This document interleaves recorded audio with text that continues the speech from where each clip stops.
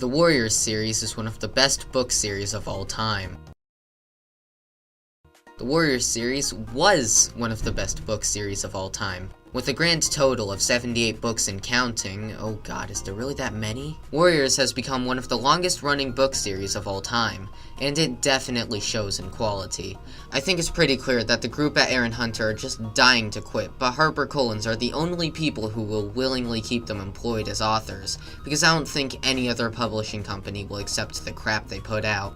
What was once a magical series about a house cat learning to survive in the wild is now a tiresome journey through meandering plot lines that make about as much sense as memes in 2018. Of the upwards of 40 Warrior books I've read, I can only say I truly enjoyed about 13 of them. The original 6, Dawn of the Clans, and Crooked Star's Promise. So what went wrong with Warriors? How did the series start its decay from greatness to mediocrity to terribleness to I wouldn't give Satan himself this book levels of garbage?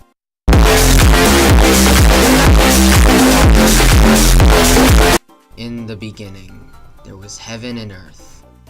And then there was Warriors. Warriors was, and to me still is, because I refuse to recognize the sequel's existence, a 6-book arc following our protagonist Rusty, who is a house cat that one day decides to venture into the wilderness. Here he is attacked by Greypaw, a cat who tells Rusty that he is part of a group of feral cats known as ThunderClan. ThunderClan functions a lot like a medieval society. There is a hierarchy as well as a system of rules set in place to keep order. There are 4 clans in total, discounting StarClan, which is pretty much cat heaven, and God forbid, the absolute abomination that is SkyClan in the later books.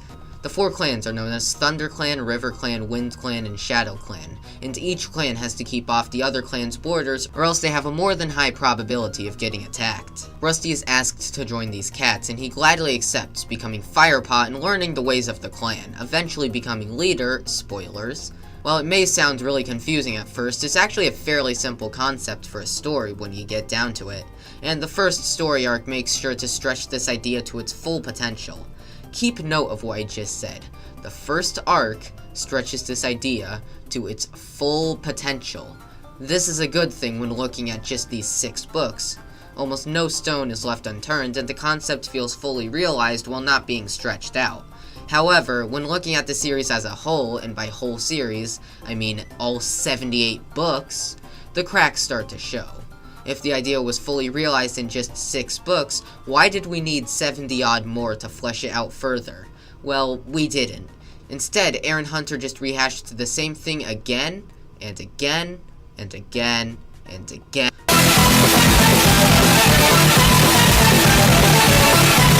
When you have cake one day, it tastes really good, right?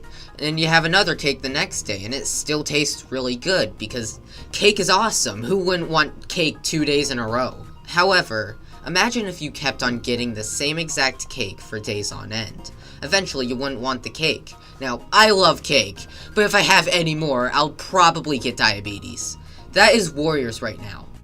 Minus the cake. And the diabetes. We are at the point where the cake is no longer fulfilling, but just kinda gross, actually.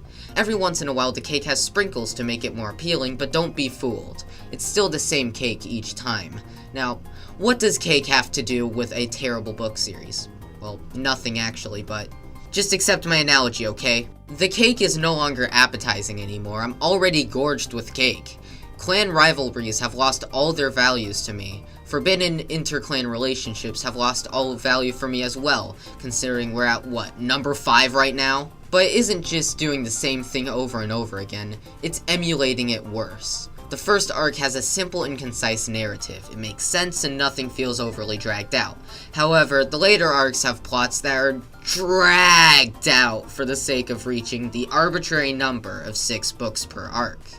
Why does every arc have to have 6 books again? The second arc is about the forest where the cats live being destroyed, and the cats have to move into a new forest. But wait, the cats have moved into the forest by the 3rd book, so the rest of the arc is dedicated to the, I'm putting this in quotes, struggles the cats have moving into their new home. The 4th book is pretty alright, but books 5 and 6 in the arc feel incredibly forced, with a ham-fisted prophecy to spell doom for the clans, just so that the plot has even the smallest element of danger. The third and fourth arc combined, may I remind you, that's 12 whole books, are used to tell a single story about how there are 3 special cats destined to save the world. And the Dark Forest, aka Kitty Cat Hell, yeah, that's right, the villain from the first book is now Satan himself. And oh no, the Dark Forest is controlling cats from the clans, and the 3 chosen ones have to save everyone. Why does such a simple plot need 12 books to conclude? Nothing happens here. The brunt of the plot happens in book 1, 6, and 12, and the rest is just padding. Nothing happens throughout this arc. Now, Dawn of the Clans is actually really good. It's actually amazing. I think the reason why it's so good is because it was a breath of fresh air for the series, both at the writing office and to read. It's a prequel to the previous books, and so it was probably amazing to write something that's so far removed from the rest of the series. After reading this, I thought for a fleeting second that the series had recovered, before reading the 6th arc. I can't bring myself to finish this one, so yeah, it's bad from what I've read. I think the main problems with the series are simply oversaturation and the Aaron Hunter group tiring of the series. But it makes them money somehow, so that's what they'll do, keep pushing out these disasters of literature. The first book of the 7th arc is set to come out in 2019, and I won't read it, so who cares? So to conclude, read the first 6 Warriors books, they're really good. Dawn of the Clans is arguably even better than the first arc, and it's a prequel so you don't need any previous knowledge of the series to read it. So read Dawn of the Clans too.